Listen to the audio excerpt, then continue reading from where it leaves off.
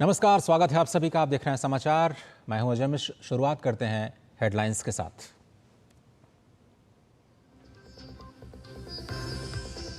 प्रधानमंत्री नरेंद्र मोदी अंतर्राष्ट्रीय अभिधम्म दिवस और पाली को शास्त्रीय भाषा के रूप में मान्यता देने के समारोह में हुए शामिल।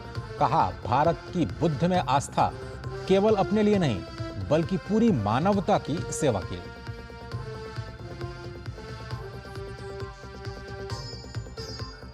सुप्रीम कोर्ट में नागरिकता कानून की धारा 6A पर अहम फैसला। 5 जजों की बेंच में बहुमत से धारा 6A वैध करार।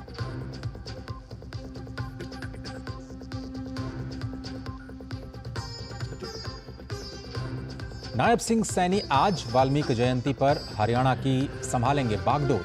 शपथ से पहले पंचकुला में जश्न का माहौल।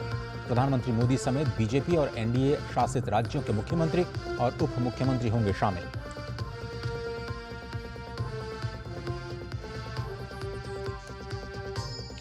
आज मलावी पहुंचेंगे राष्ट्रपति द्रौपदी मुर्मू। नेतृत्व के साथ होगी द्विपक्षीय बैठक। भारत के साथ मैत्रीपूर्ण संबंधों को मिलेगी मजबूती।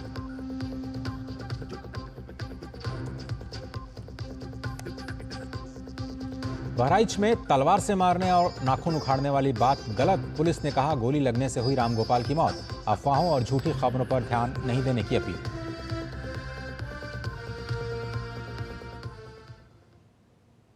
शुरुआत करते हैं बड़ी खबर से। प्रधानमंत्री नरेंद्र मोदी अब से थोड़ी देर पहले अंतर्राष्ट्रीय अभिधम्म दिवस और पाली को शास्त्रीय भाषा का दर्जा प्रदान करने के समारोह को संबोधित कर रहे थे। नई दिल्ली के विज्ञान भवन में हुई इस समारोह में 14 देशों के शिक्षाविदों और भिक्षुओं के साथ साथ विभिन्न विश्वविद्यालयों से बड़ी संख्या में बुद्ध धर्म के युवा विशेषज्ञ भी शामिल हुए।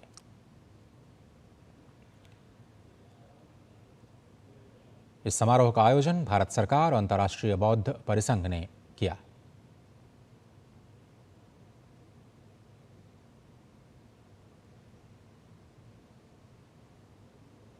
परंपरागत सम्मान करते हुए बौद्ध भिक्षुओं का अब से थोड़ी देर पहले प्रधानमंत्री नरेंद्र मोदी नई दिल्ली के विज्ञान भवन में ये समारोह आयोजित किया गया और अंतर्राष्ट्रीय अभिधम्म दिवस के अवसर पर तमाम देशों के बौद्ध भिक्षुओं को आज उन्होंने संबोधित किया और भगवान बुद्ध की जीवन यात्रा से जुड़े कई प्रेरक प्रसंगों का जिक्र करते हुए उन्होंने कहा कि आज पूरे मानवता को युद्ध नहीं बल्कि बुद्ध की आवश्यकता है। अपरिहार्य बताया बुद्ध की शिक्षाओं को। हाल ही में कैबिनेट ने पाली भाषा को क्लासिकल लैंग्वेज का दर्जा दिया है। ये प्रदर्शित करता है भारत की भावना पाली भाषा को संवारने और संजोने के प्रति। और दुनिया भर से आए बौद्ध भिक्षुओं का प्रधानमंत्री नरेंद्र मोदी ने परंपरागत तौर पर स्वागत किया और इससे पहले प्रधानमंत्री ने बौद्ध धर्म पर आधारित एक प्रदर्शनी का भी अवलोकन किया। इसमें पाली भाषा से जुड़े ग्रंथों और इतिहास को प्रदर्शित किया गया है। आपको बता दें कि अन्य 4 भाषाओं के साथ साथ पाली को भी शास्त्रीय भाषा का दर्जा दिया गया है। इसकी वजह से इस बार का अंतर्राष्ट्रीय अभिधम्म दिवस बहुत ही खास हो गया। भगवान बुद्ध की शिक्षाएं पाली भाषा में ही संग्रहित हैं और अभिधम्म यानी भगवान बुद्ध की जो उच्च शिक्षाएं हैं उनको अभिधम्म के नाम से जाना जाता है। भगवान बुद्ध के दिव्य लोक से अवतरण के याद में ये दिवस मनाया जाता है।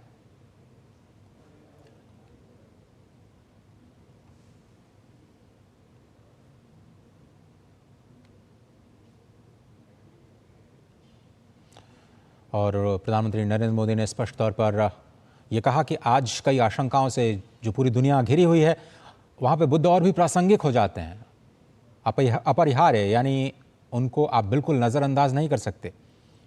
समाधान अगर आपको चाहिए वैश्विक समस्याओं का तो आपको बुद्ध की शांति और अहिंसा का जो मार्ग है उस पर ही चल करके आपको मिल सकता है। और विश्व बंधु के रूप में जो भारत की एक नई पहचान बनी है, सभी को साथ लेकर के आगे चलने की, शांति और अहिंसा के रास्ते पर चलने की, उसका जिक्र करते हुए प्रधानमंत्री नरेंद्र मोदी ने उन 5 प्रणों की भी याद दिलाई जो लाल किले के प्राचीर से उन्होंने दुनिया के सामने रखे थे, जिसमें विकास के साथ साथ अपनी विरासत को संभाल कर रखना, सहेज कर रखना भी 5 प्रणों में से एक। विकास भी, विरासत भी, भगवान बुद्ध से जुड़े तमाम जो स्थल हैं उनको कनेक्ट करने के लिए बौद्ध सर्किट का निर्माण किया। अगर आपको याद होगा कि भारत मंडपम में जो अंतर्राष्ट्रीय एविएशन सेमिनार के दौरान उन्होंने अंतर्राष्ट्रीय बौद्ध सर्किट बनाने की भी अपील की, एक दुनिया के सामने एक सोच रखी। और पाली भाषा का सम्मान न केवल भारत बल्कि एशियाई देशों में भी इसका जम करके स्वागत हो रहा है। हाल ही में प्रधानमंत्री ने लाओ पीडीआर की यात्रा के दौरान भी इसका जिक्र किया और वहाँ भी बौद्ध धर्म से जुड़े कई सारे स्थल हैं जिनके संरक्षण का कार्य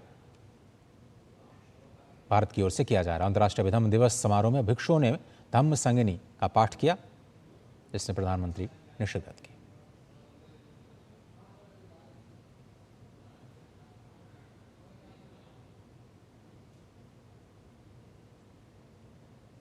वेदनाय संपयुद्धा धम्म दुःखाय वेदनाय संपयुद्धा धम्म अदुःखं असुखाय वेदनाय संपयुद्धा धम्म विपाका धम्म विपाका धम्म धम्मा धम्म नेवा विपाका न विपाक धम्म धम्मा धम्म उपादिन्नोपादनीया धम्म अनुपादिन्नोपादनीया धम्म अनुपादिन्न अनुपादनीया धम्म संकिलिट्टा संकिलेशिका धम्म असंकिलिट्टा संकिलेशिका धम्म असंकिलिट्टा संकिलेशिका धम्म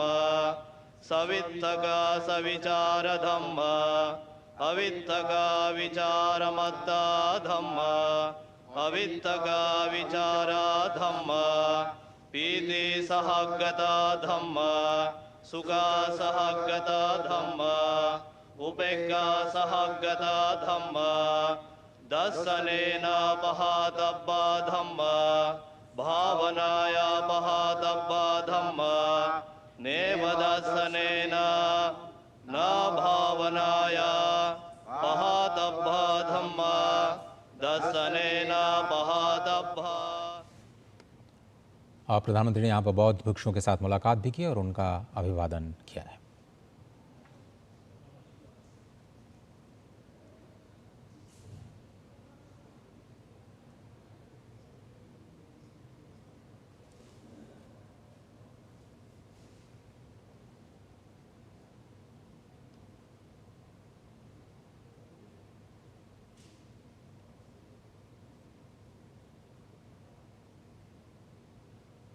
और हमेशा की तरह भारत सभी धर्मों का सम्मान करता है। बौद्ध जिनकी शिक्षाएं भारत से ही उत्पन्न हुई, उनके सत्य और अहिंसा के मार्ग पर चलने की जो शिक्षाएं हैं उनसे संपूर्ण विश्व को प्रेरणा लेने की ज़रूरत है। बौद्ध भिक्षुओं का सम्मान करते हुए परंपरागत अंदाज में प्रधानमंत्री नरेंद्र मोदी उनका अभिवादन करते हुए और कई देशों के बौद्ध भिक्षुओं ने इस अंतर्राष्ट्रीय अभिधम्म दिवस के अवसर पर आज हुए इस कार्यक्रम में शिरकत की है।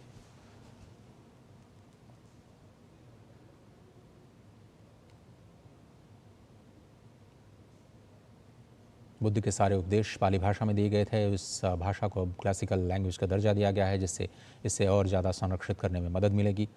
चुनौतियों के इस दौर में कैसे बुद्ध की शिक्षाएं, बुद्ध के उपदेश सन्मार्ग पर ले जा सकते हैं संपूर्ण विश्व को।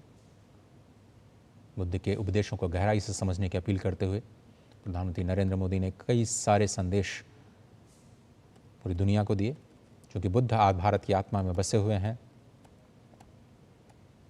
करुणा और सद्भाव से ही संपूर्ण दुनिया को बेहतर बनाया जा सकता है।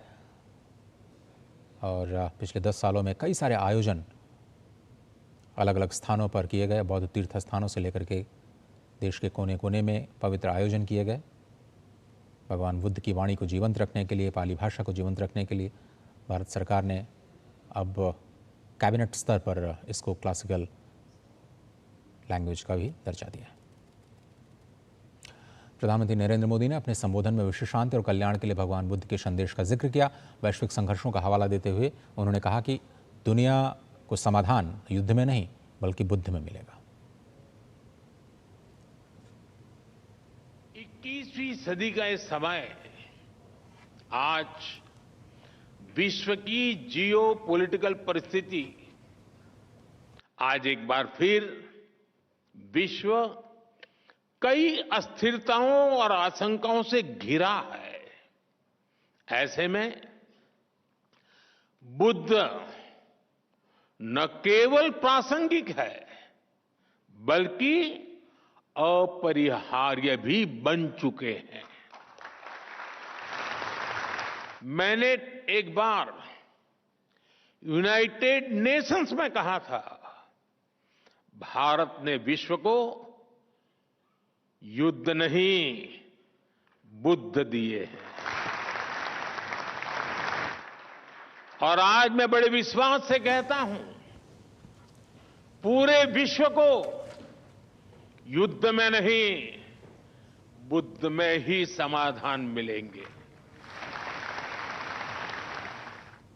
प्रधानमंत्री ने बुद्ध के संदेश और समृद्ध विरासत को आगे बढ़ाने के लिए पाली भाषा का संरक्षण अहम बताया। केंद्र सरकार द्वारा पाली को शास्त्रीय भाषा का दर्जा दिए जाने का उल्लेख करते हुए प्रधानमंत्री ने कहा कि पाली भाषा का यह सम्मान भगवान बुद्ध की महान विरासत का सम्मान है। धम्म को उसके मूल भाव को समझने के लिए पाली भाषा का ज्ञान आवश्यक है। धम्म यानी बुद्ध के संदेश, बुद्ध के सिद्धांत। धम्म यानी मानव के अस्तित्व से जुड़े सवालों का समाधान। धम्म यानी मानव मात्र के लिए शांति का मार्ग। धम्म यानी बुद्ध की सर्वकालिक शिक्षाएं। और धम्म यानी समूची मानवता के कल्याण का अटल आश्वासन। पीएम ने समृद्ध भारतीय विरासत को लगातार नजरअंदाज किए जाने का भी जिक्र किया। प्रधानमंत्री ने कहा कि अब भारत नए निर्माण के साथ साथ अपने अतीत को भी सुरक्षित कर रहा है। आजादी के पहले भारत की पहचान मिटाने में लगे आक्रमणकारी और आजादी के बाद गुलामी की मानसिकता के शिकार लोग भारत में एक ऐसे इकोसिस्टम का कब्जा हो गया था जिसने हमें उल्टी दिशा में धकेलने के लिए काम किया। जो बुद्ध भारत की आत्मा में बसे हैं, आजादी के समय बुद्ध के जिन प्रतीकों को भारत के प्रतीक चिन्हों के तौर पर अंगीकार किया गया, बाद के दशकों में उन्हीं बुद्ध को भूलते चले गए। पाली भाषा को सही स्थान मिलने में 7 दशक ऐसे ही नहीं लगे।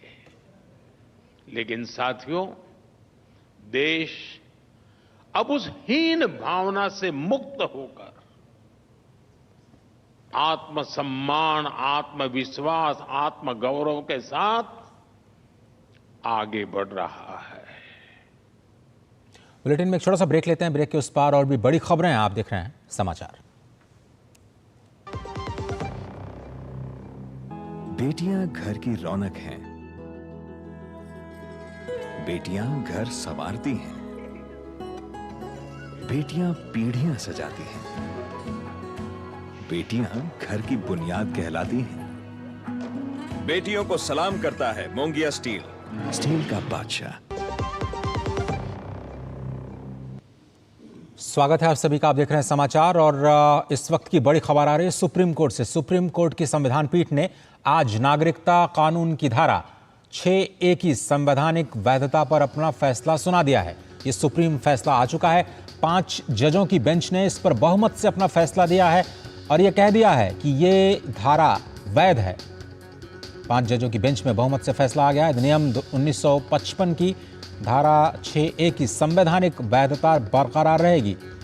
आपको आपको बता दें कि इसके तहत 1 जनवरी 1966 से पहले असम में प्रवेश करने वाले अप्रवासियों को नागरिकता, भारत की नागरिकता प्रदान की गई है।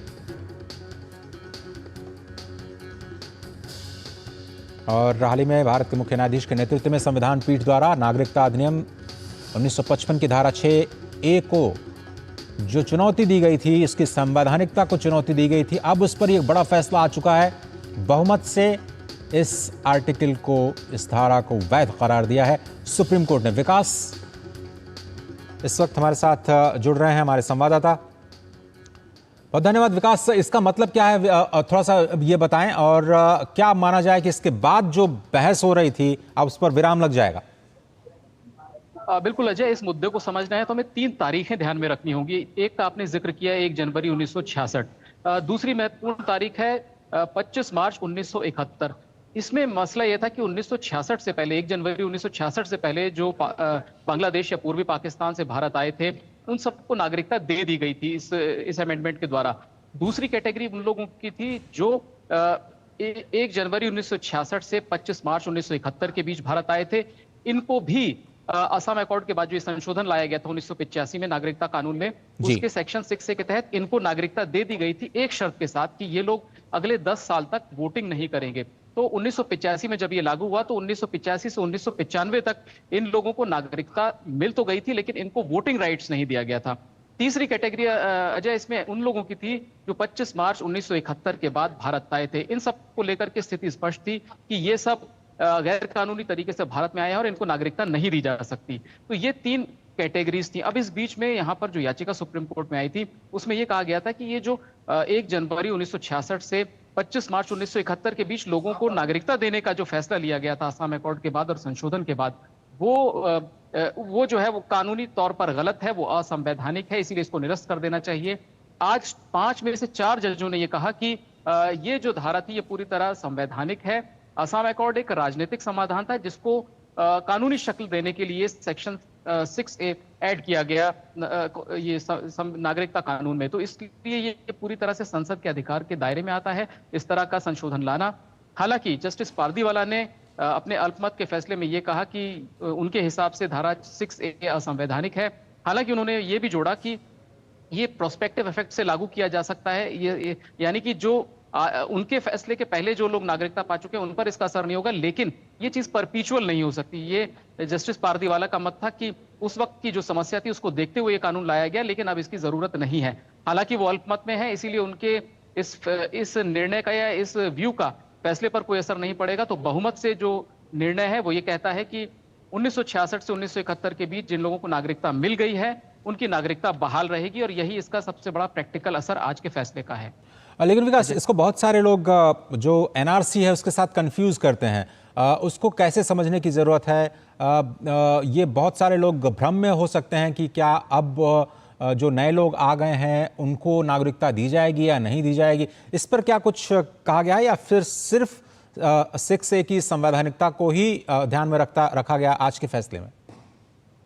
अजय, आज का फैसला पूरी तरह 6A पर ही केंद्रित है कि जो असम में जो लोग आकर के बसे थे बांग्लादेश से 66 से 71 के बीच, क्या उनकी नागरिकता बहाल रहनी चाहिए या उनकी नागरिकता छीन ली जाए। जो याचिकाकर्ता थे उनका यह कहना था कि नागरिकता गलत तरीके से दी गई है और इस प्रोविजन के चलते जो वहां के मूल निवासी थे असम के, उनके अधिकारों को छीना गया, डेमोग्राफी बदली, इसके राजनीतिक असर भी हुए। लेकिन अब सुप्रीम कोर्ट ने कहा है कि नहीं, 66 से 71 के बीच जो लोग आए थे उनको असम अकॉर्ड के तहत जो ये हमने बदलाव किए, संशोधन किया नागरिकता कानून में 1985 में, उनको नागरिकता जो दे दी गई है वो बहाल रहेगी। 71 के बाद जो लोग आए हैं उनको लेकर के कोई विवाद नहीं है, वो गैर कानूनी तरीके से आए लोग हैं बांग्लादेश से, उनको नागरिकता देने का सवाल नहीं उठता है।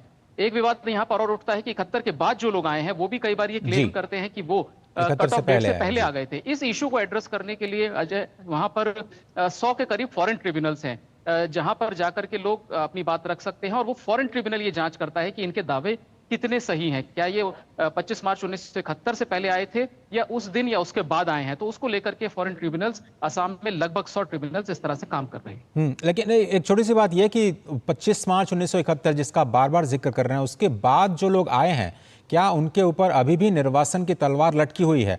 और क्या अब जो 25 मार्च 2071 से 1971 से पहले जो लोग थे, अब उनको अब चिंता करने की जरूरत नहीं है? देखिए, जो 1971 से पहले आए थे, मार्च 1971 से पहले, उनका विवाद हालांकि खत्म हो चुका था। 95 में ही उन्हें वोटिंग राइट्स भी मिल गए थे, क्योंकि जो अकॉर्ड था उसके मुताबिक 10 साल का एक कूलिंग ऑफ पीरियड रखा गया था। 85 से 95 के बीच एक कूलिंग ऑफ पीरियड था। 95 में उन्हें वोटिंग राइट्स मिल गए, वो पूरी तरह से भारत के नागरिक हो गए। बिल्कुल 71 के बाद जो लोगों की बात है, उनकी समस्याएं हैं। और इस तरह के मामले जो मैं बात कर रहा था, फॉरेन ट्रिब्यूनल्स में कई लोगों की याचिकाएं ट्रिब्यूनल्स ने खारिज की हैं, और लगभग 8,500 से ज्यादा ऐसे लोग अपील में गुवाहाटी हाई कोर्ट में गए हुए हैं। तो आप मान सकते हैं कि कम से कम 8,500-9,000 लोग तो ऐसे हैं जिनकी नागरिकता पर 71 के बाद जो आए थे, उन पर ट्रिब्यूनल ने फैसला दे दिया है कि वो भारत के नागरिक नहीं है। तो ये कुल मिलाकर उसका इफेक्ट है। 66 से 71 के बीच जो लोग आए थे, उनकी जो शंकाएं थी, आप कह सकते हैं, वो सुप्रीम कोर्ट के फैसले के बाद आज खत्म होती दिख रही है। बहुत धन्यवाद विकास, तमाम जानकारी के लिए। तो एक जो ये लगातार याचिका दायर की जा रही थी कि समानता के अधिकार का उल्लंघन है, ये 6A, कम से कम अब उस पर स्पष्ट तौर पर सुप्रीम फैसला आ चुका है कि ये धारा जो 6A है वो पूरी तरह से संवैधानिक। आगे बढ़ते हैं। आज अयोध्या की मिल्कीपुर विधानसभा सीट पर उपचुनाव का रास्ता साफ हो सकता है। बीजेपी के पूर्व विधायक गोरखनाथ बाबा और शिव मूरत की ओर से याचिका वापस लेने की अर्जी पर आज हाईकोर्ट की लखनऊ बेंच का फैसला आ सकता है। कल भाजपा नेता और अयोध्या के मिल्कीपुर के पूर्व विधायक बाबा गोरखनाथ ने हाईकोर्ट में दाखिल अपनी याचिका को वापस लेने के लिए भी एक याचिका दायर की थी। वहीं कल भाजपा के प्रतिनिधिमंडल ने मुख्य निर्वाचन अधिकारी से मुलाकात करके मिल्कीपुर में चुनाव कराने का अनुरोध किया था। दरअसल गोरखनाथ द्वारा दायर की गई याचिका में मिल्कीपुर विधानसभा सीट के विजयी प्रत्याशी अवधेश प्रसाद की वैधता को चुनौती दी गई थी। बाद में सपा नेता अवधेश प्रसाद ने 12 जून को अपना इस्तीफा दे दिया था।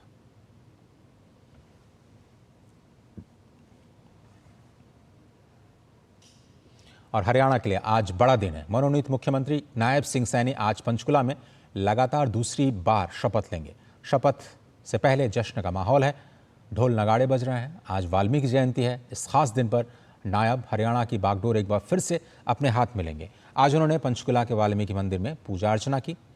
नायब सिंह सैनी ने आज फिर से शपथ ग्रहण करने से पहले दोहराया कि नई सरकार फौरन अपना पहला वायदा पूरा करेगी और 24,000 युवाओं को नियुक्ति पत्र बांटेगी।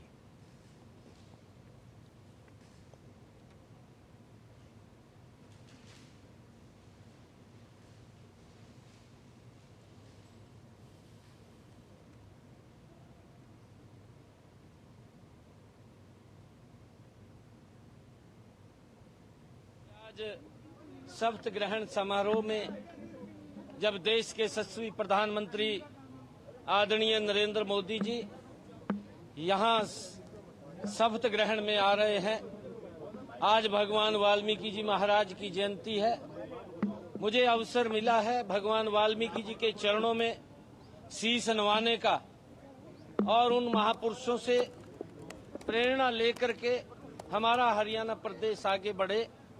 आज मैं सभी प्रदेशवासियों को, देशवासियों को भगवान वाल्मीकि जी महाराज की जयंती की बहुत बहुत बधाई और शुभकामनाएं देता हूं।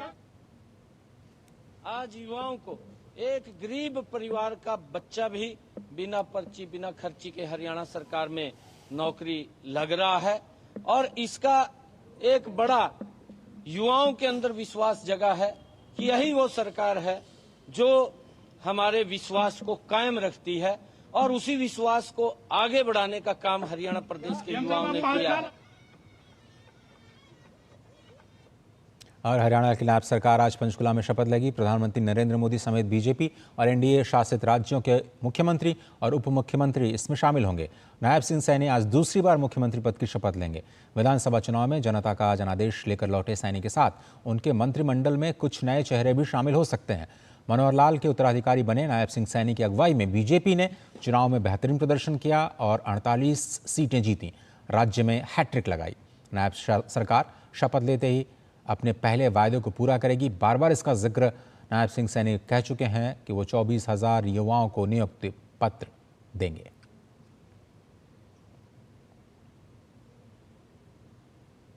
और नायब सिंह सैनी के शपथ ग्रहण समारोह के बाद प्रधानमंत्री मोदी की अध्यक्षता में एनडीए के घटक दलों की बैठक आज चंडीगढ़ में हो रही है। इसमें एनडीए शासित राज्यों के मुख्यमंत्री और उप मुख्यमंत्री भी शामिल होंगे।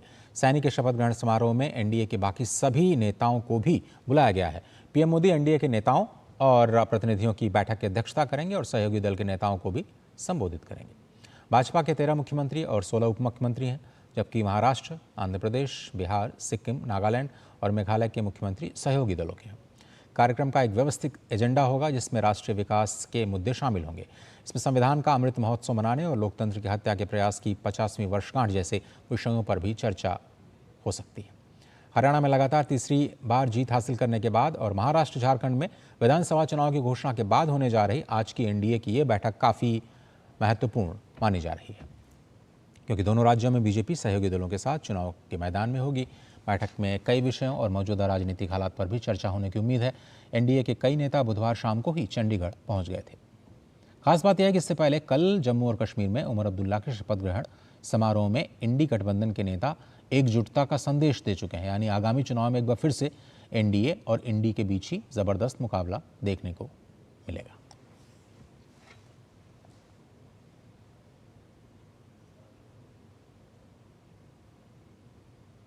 चलिए तो फिर निशांत राय के पास चलते हैं, जो कि पंचकुला में है शपथ ग्रहण समारोह पर और ज़्यादा जानकारी के लिए। निशांत, क्या कुछ खबर है?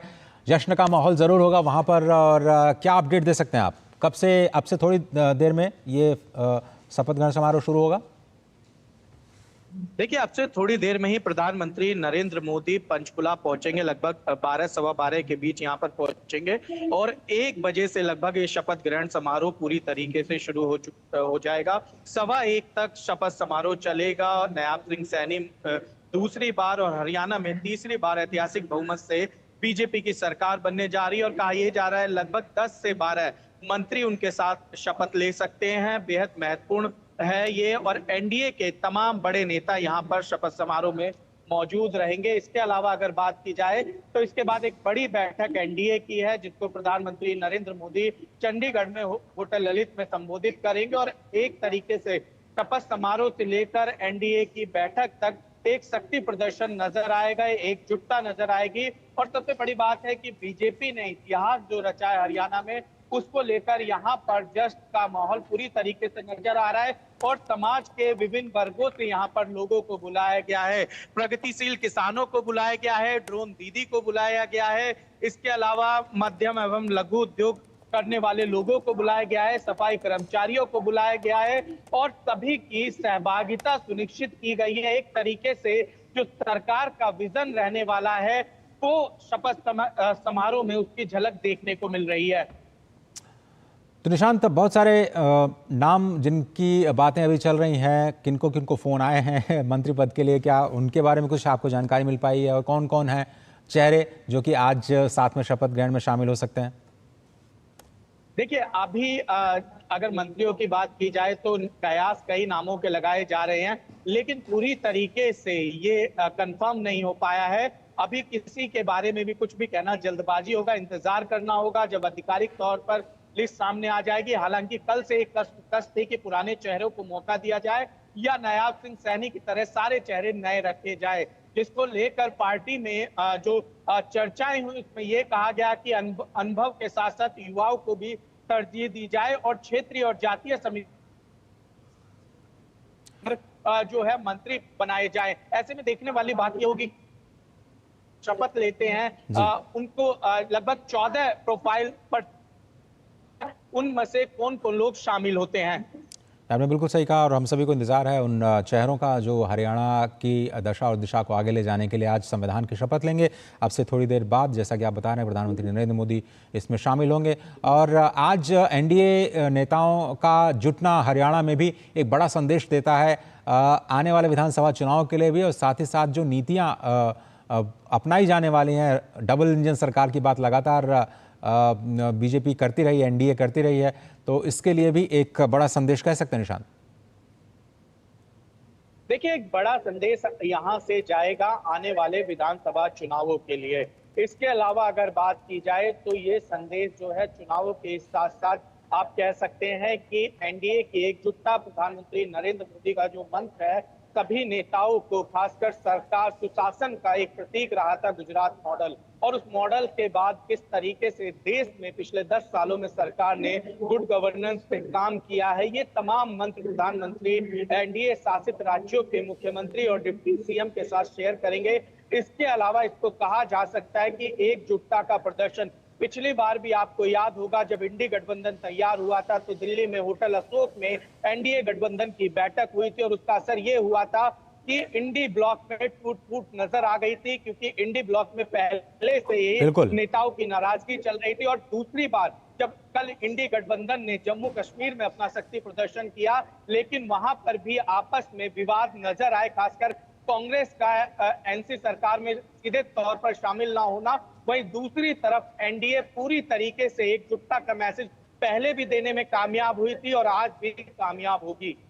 ये मैसेजिंग बड़ी इंपॉर्टेंट है निशांत, आप निगाह बना के रखिए कि सहयोगी दल वाकई कितना एक साथ मिलकर के चुनाव में आगे आ रहे हैं और देश और राज्य की नीतियों को कैसे जनता तक पहुंचाएंगे। ये मैसेजिंग बहुत इंपॉर्टेंट है, आप निगाह बना के रखिए।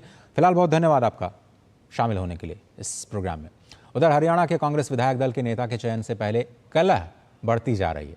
पूर्व सीएम भूपेंद्र सिंह हुड्डा ने कल अपने आवास पर विधायक दल की इमरजेंसी बैठक बुला ली, जिसमें केवल 18 विधायक पहुंचे। हाईकमान ने शुक्रवार को चंडीगढ़ में कांग्रेस विधायक दल की बैठक बुलाई है।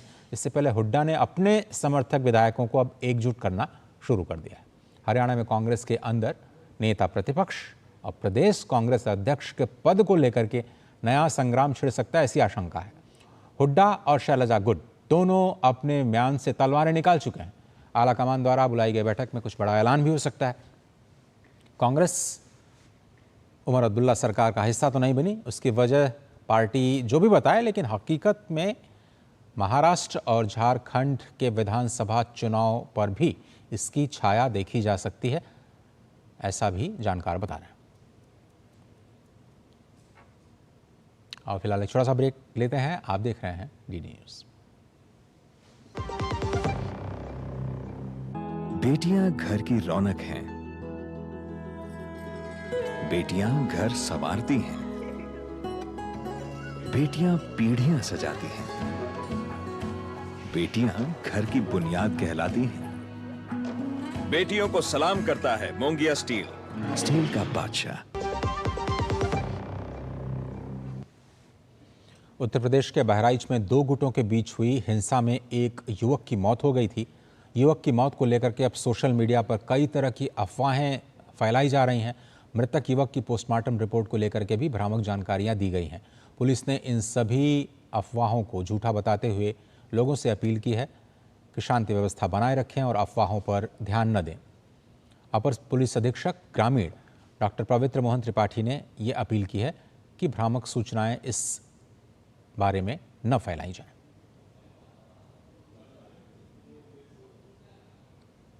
और बहराइच में घटित घटना में एक हिंदू व्यक्ति की हत्या को लेकर के सोशल मीडिया में सांप्रदायिक सौहार्द को बिगाड़ने के उद्देश्य से भ्रामक सूचनाएं फैलाई जा रही, जिसमें मृतक को करंट लगाना, मृतक को तलवार से मारना एवं उसके नाखून उखाड़ना बातें फैलाई जा रही, जिसमें कोई सच्चाई नहीं है।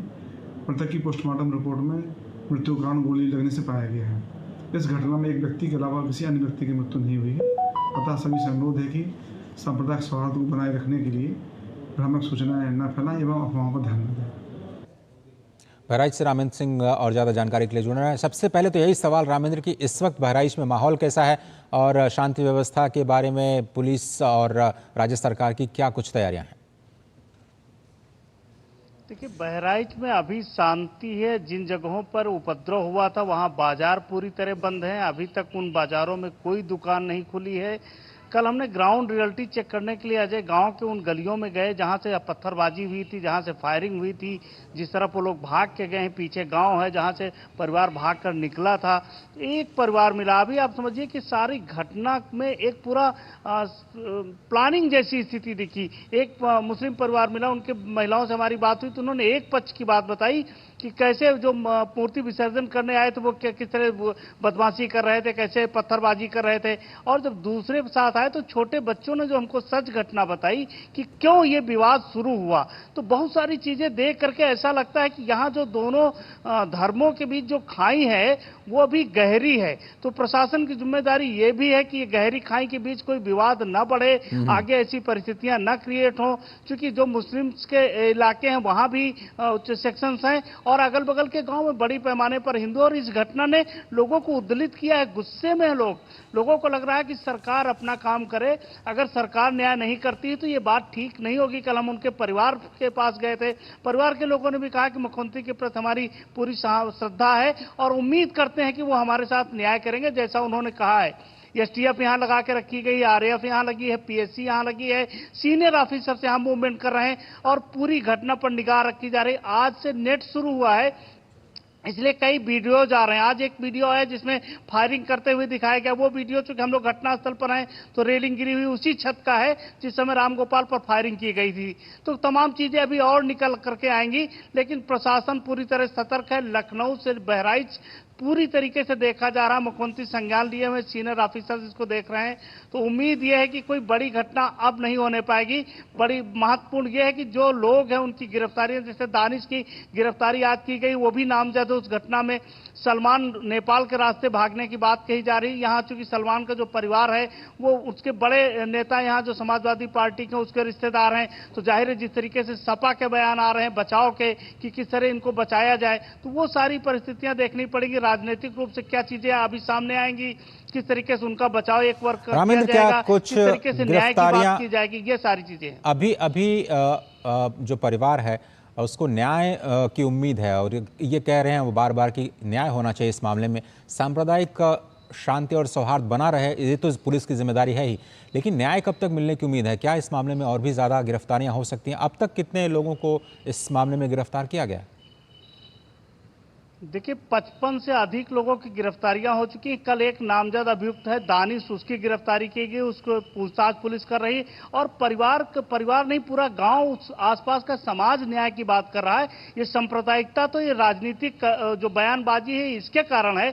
कोई किसी व्यक्ति का बेटा मारा जाता है, उसका घर सूना हो जाता है, पूरे गाँव के लोग दुखी हैं। गाँव के लोगों से हमने कल जाकर के बात की तो उन्होंने कहा न्याय होना चाहिए। हमारे गाँव में 20 परिवार मुस्लिम रहते हैं और 100 लोगों का यहाँ ब्राह्मणों का और हिंदुओं का घर है। हमने इनके ऊपर कभी पत्थर नहीं फेंके। अभी 12 वफात में इनके साथ हम इसी तरह खड़े रहे कि इनका हो जाए। तो ये सारी चीजें जो हैं वो न्याय की बात कर रहे हैं कि सरकार न्याय करे। हम हाथ में कोई कानून नहीं लेना चाहते, लेकिन सरकार से अपेक्षा है कि वो न्याय करे। अजय, बहुत धन्यवाद रामेंद्र, वक्त निकालने के लिए। आप स्थिति पर निगाह बनाए रखिए। फिलहाल शुक्रिया आपका।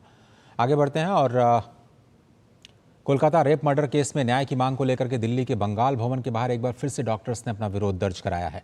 जॉइंट रेजिडेंट डॉक्टर्स एसोसिएशन के बैनर तले दिल्ली के एम्स, सफदरजंग और आरएमएल अस्पताल, साथ ही साथ जीटीबी, मौलाना आजाद अस्पताल, लेडी हार्डिंग मेडिकल कॉलेज सहित अन्य अस्पतालों के रेजिडेंट डॉक्टर्स ने इस प्रदर्शन में हिस्सा लिया। दिल्ली के बंगाल भवन पर डॉक्टर्स के विरोध प्रदर्शन का जायजा लिया हमारे सहयोगी अमरेंद्र गुप्ता ने। कोलकाता में महिला डॉक्टर के साथ दुष्कर्म और हत्या की घटना को खासा समय हो गया है, लेकिन डॉक्टरों का गुस्सा शांत नहीं हो रहा है। लगातार वो अपना इस मामले में न्याय की मांग को लेकर आंदोलन कर रहे हैं। आप देख सकते हैं कि इनके हाथों में बाकायदा कैंडल्स हैं और कुछ पोस्टर्स हैं जिसके जरिए ये संदेश देना चाहते हैं कि उस महिला डॉक्टर के साथ न्याय हो। सुप्रीम कोर्ट ने बाकायदा एक टास्क फोर्स बनाया हुआ है इस मामले में न्याय को लेकर। जिस तरह से तेजी आई है, लेकिन उनका कहना है कि डॉक्टर सुरक्षित होने चाहिए और लगातार जो न्याय की मांग है वो तब तक उनकी नहीं रुकेगी जब तक डॉक्टरों को न्याय नहीं मिलेगा। हमारी मांगों में कोई परिवर्तन नहीं है। जो 9 अगस्त को एक दुष्कर्म हुआ है उसके अंदर न्याय सरकार दे।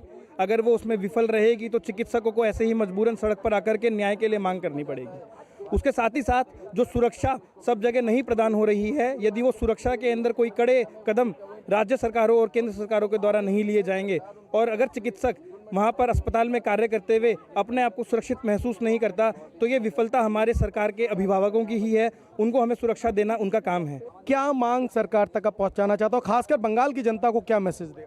जी देखिए, डे 1 से हमारी एक ही डिमांड है कि जो ये इंसिडेंट, इतनी भयावह इंसिडेंट हुई है, इसमें जस्टिस डिलीवर होना चाहिए। लेकिन हम सब जानते हैं अभी तक जस्टिस मिला नहीं है। इस रवैये से हम लोग बहुत ही दुखित है, स्तब्ध है, आक्रोशित है। इसीलिए बंगाल की सरकार और बाकी सरकार जल्द से जल्द हमारी जो भी डिमांड है सेफ्टी सिक्योरिटी की और जो इंसिडेंट में जस्टिस की, जल्द से जल्द उसको डिलीवर करे। अब किस मांग के साथ और आगे की क्या रणनीति? देखिए, मांगे अभी भी वही है जो 2 महीने पहले थी कि हमें न्याय मिले, अभया को न्याय मिले और हमें और हमारी पूरी जो मेडिकल प्रोफेटर्निटी है हर अस्पताल को सुरक्षा मिले। हंगर स्ट्राइक पे जो लोग बैठे हैं उनको, अभी कल की बात है कि एक जो रेसिडेंट है उसने बस एक धरना प्रदर्शन का बस एक टी-शर्ट पहना था, उसको कोलकाता पुलिस पकड़ के ले गई। तो क्या ये न्याय है? 13 रेजिडेंट डॉक्टर्स एसोसिएशन ने संयुक्त तौर पर यहाँ पर इकट्ठे होकर एक मैसेज दिया है कि वो बंगाल के साथ हैं और बंगाल की महिला डॉक्टर को जब तक न्याय नहीं मिलेगा उनका ये आंदोलन चलता रहेगा। और खास तौर पर उन्होंने चेतावनी दी है बंगाल सरकार को कि जो डॉक्टर्स हंगर स्ट्राइक कर रहे हैं उनको न्याय मिलना चाहिए, वो न्याय के लिए मांग कर रहे हैं। एक मायने में अगर समझा जाए तो इस लड़ाई के अभी आगे चलने की उम्मीद है, क्योंकि उनको जब तक न्याय नहीं मिलेगा तब तक वो अपनी इस लड़ाई को बंद नहीं करना चाहते हैं।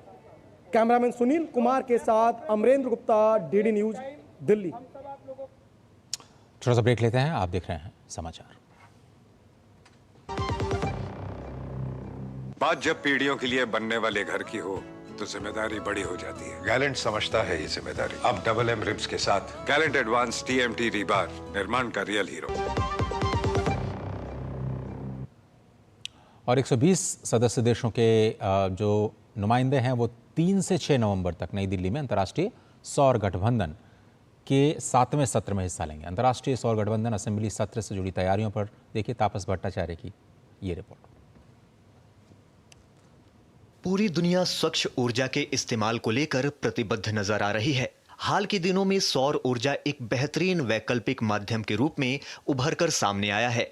ऐसे में भारत आगामी 3 से 6 नवंबर तक अंतरराष्ट्रीय सौर गठबंधन असेंबली के 7वें सत्र की मेजबानी करने जा रहा है। भारत मंडपम में आयोजित होने वाले इस सम्मेलन में दुनिया के 120 देश सौर ऊर्जा संचालित भविष्य की दिशा में एक पथ तैयार करने के लिए एकत्रित होंगे।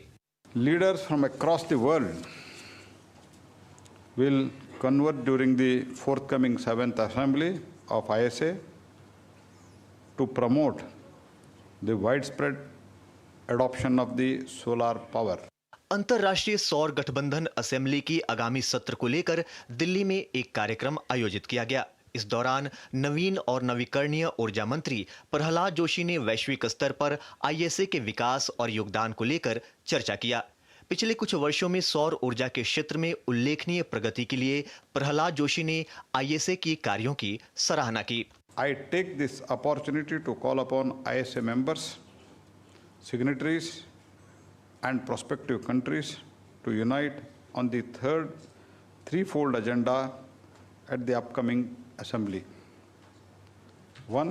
Empowering the member countries to adopt the solar energy as the energy source of choice. Make energy access universal by supporting the solar entrepreneurs to scale up the local solutions. Mobilize the finance to speed up the solar deployment. Delhi में होने जा रहे अंतरराष्ट्रीय सौर गठबंधन assembly कई मायनों में खास होने वाला है। ऊर्जा की आपूर्ति और सुरक्षा में सौर ऊर्जा किस तरह से महत्वपूर्ण भूमिका निभा सकता है, इसे लेकर दुनिया भर के प्रमुख भागीदार विस्तृत चर्चा करने के लिए राजधानी में एकत्रित होंगे। बिजली की कमी से जूझ रहे क्षेत्रों में सौर ऊर्जा की भूमिका को लेकर भी ISA का 7वां सत्र बेहद खास होने वाला है। We believe that we harmonize and aggregate the demand for solar finance, for solar technologies, and therefore create the demand for research and development. We also enable the capacity that is needed in various countries to adopt solar energy. सौर ऊर्जा के क्षेत्र में भारत और France के बढ़ते कदम के बीच इस सम्मेलन का उद्देश्य दुनिया भर में सौर ऊर्जा को बढ़ावा देना है, ताकि पूरी दुनिया सूर्य की शक्ति को उपयोग में लाकर स्वच्छ ऊर्जा की मदद से उज्जवल भविष्य की ओर आगे बढ़ सके। DD न्यूज के लिए तापस भट्टाचार्य की रिपोर्ट। और ISSF विश्व कप फाइनल्स में पुरुषों की राइफल 3 पोजीशन स्पर्धा में भारत के अखिल शेरोन ने कांस्य पदक अपने नाम किया है। अखिल शिरोन से खास बातचीत की हमारे संवाददाता मुकेश शुक्ला ने। ISSF वर्ल्ड कप फाइनल के 3P पोजीशन में जिस तरह से आज मुकाबला देखने को मिला, अखिल शेरॉन ने ब्रॉन्ज मेडल जीता। अखिल मैनी कांग्रेचुलेशन। एक बार फिर से हमने देखा यहाँ पर शानदार फाइट देखने को मिली ऑल कॉम्पिटिटर के साथ। किस तरह से एसेस करते हैं इस मुकाबले को? एक काफ़ी अच्छी अचीवमेंट है। वर्ल्ड कप फाइनल का मेरे पास अभी तक एक मेडल नहीं था, सो एटलीस्ट थर्ड आया, but next time will try for the gold. इसका कलर चेंज करने की कलर चेंज करेंगे, लेकिन आज आपने एक और भी इमोशनली यहाँ पर पिक्चर चेंज करी। कजाकिस्तान के शूटर को आपने अपनी किट जिस तरह से दी क्वालिफिकेशन में, एक स्ट्रॉन्ग मैसेज गया, क्योंकि बाहर मैं बात सुन रहा था और सीनियर एथलीट फॉर्मर एथलीट से बात शूटर्स बात कर रहे थे। तो अखिल क्या कुछ हुआ था उसके साथ, कैसे आपको पता लगा और फिर आपने किस तरह से हेल्प किया? मैं कल ऐसे ही रेंज पे आया था, इक्विपमेंट कंट्रोल कराने जा रहा था, तो मेरे पास कपापी के लोग आए कि एक बंदा है एंड उसकी किट नहीं आ पाई है। बेसिकली पूरा सूटकेस ही नहीं आया है, उसकी एसेसरीज़ भी नहीं आई है, तो अगर आप कुछ हेल्प कर सकते हो। तो मैंने बोला क्या हेल्प चाहिए? उन्होंने बोला कि आपके ही हाइट का बंदा है वो, तो अगर आपकी जैकेट ट्राउज़र दे दो। तो ऐसे जैकेट ट्राउज़र थोड़ा पर्सनल चीज़ हो जाती है, बट मेरे पास एक स्पेयर पुरानी थी जो मैं यूज़ नहीं कर रहा था, तो मैंने बोला हाँ ठीक है कोई बात नहीं, आप दे दीजिए। तो मैंने वो उसको दी घर से मंगा के, एंड उसको और बाकी चीज़ों की भी ज़रूरत थी, वो भी उसको प्रोवाइड कराई गई। He was very thankful. उसके कोच भी बार बार आके काफ़ी थैंक यू बोल रहे थे। तो उसके बाद जब मैंने क्वालिफिकेशन देखा तो वो फाइनल्स में भी थे, तो मैंने बोला अपना पैर पे कुल्हाड़ी तो नहीं लगने वाली है। बट नहीं, गुड, इट वाज गुड, एक अच्छा गुड गेस्चर था। Yes yes yes, I always love to help. मुझे जो भी बंदा दिखता है और अगर मैं उसकी हेल्प कर सकता हूँ तो मैं उसकी डेफिनेटली हेल्प करूँगा, और करता रहा हूँ। ये मुझे एक रात को चैन की नींद देता है, पता नहीं क्यों। I feel good. Junior world cup भी होस्ट करने को मिला है, तो लग रहा है कि हमने अपने गेम में काफ़ी इंप्रूव किया है। पेरिस के बाद जो जिस तरह का पूरा एक बार फिर से सिनेरियो जो चेंज हुआ है, इम्प्रूवमेंट तो काफ़ी ज़्यादा है। स्पेशली इन शूटिंग में अगर मैं बोलूँ तो हमारे 3 मेडल आए हैं, और मेरे ख्याल से तीन और आ सकते थे। कुछ लोग और फाइनल में पहुंच सकते थे, तो वो भी शायद मेडल लेके आ सकते, तो टैली थोड़ी बढ़ सकती थी, बट वो नहीं हुआ है। But it's a sign that we are on a right track, और आने वाले ओलंपिक में ये हमें कॉन्फिडेंस देगा कि हम वहाँ पे थे, तो at least we have to finish much higher, और वो होगा। तो ये थे अखिल जो साहब बता रहे थे कि अगली बार वर्ल्ड कप में न केवल ये इसका रंग बदलेंगे, बल्कि LA के लिए भी ये पूरी तैयारी करेंगे। कैमरा राहुल चोपड़ा के साथ में मुकेश शुक्ला, DD न्यूज़ दिल्ली। और आज महर्षि वाल्मीकि की जयंती है। प्रधानमंत्री नरेंद्र मोदी ने इस खास अवसर पर सोशल मीडिया X पर एक वीडियो साझा करके देशवासियों को शुभकामनाएं दी।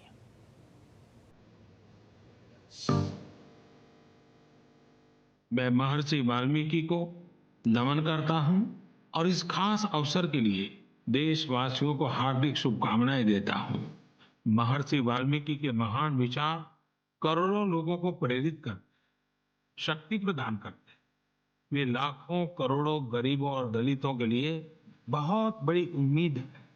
उनके भीतर आशा और विश्वास का संचार करते हैं।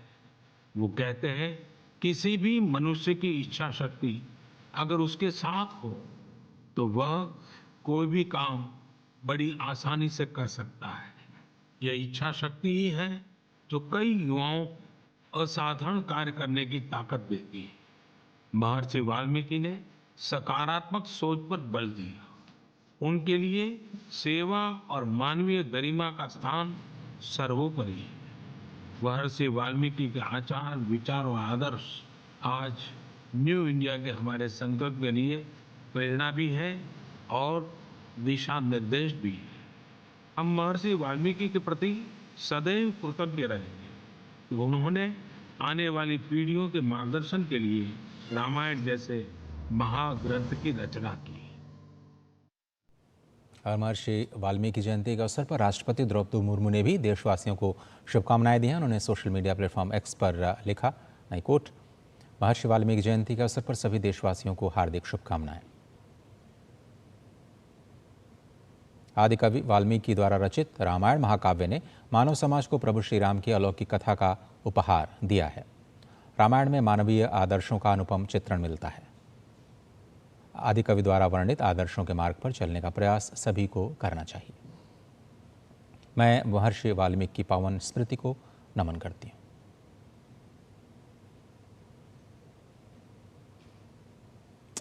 और महर्षि वाल्मीकि जयंती के मौके पर अयोध्या में लोगों ने कोविदार के पत्तों पर श्री राम नाम लिख करके पूजा अर्चना की। बता दें कि कोविदार का जिक्र रामायण और हरिवंश पुराण में मिलता है।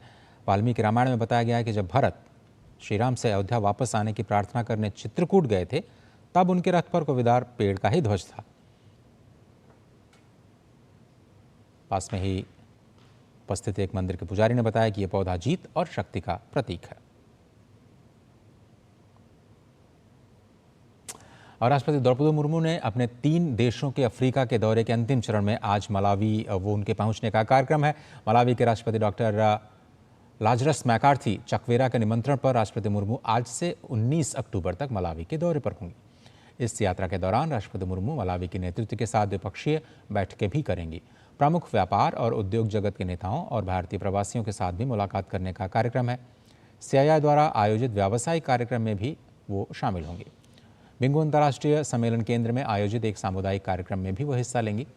सांस्कृतिक और ऐतिहासिक महत्व के स्थानों का दौरा करने का भी राष्ट्रपति जी का कार्यक्रम है।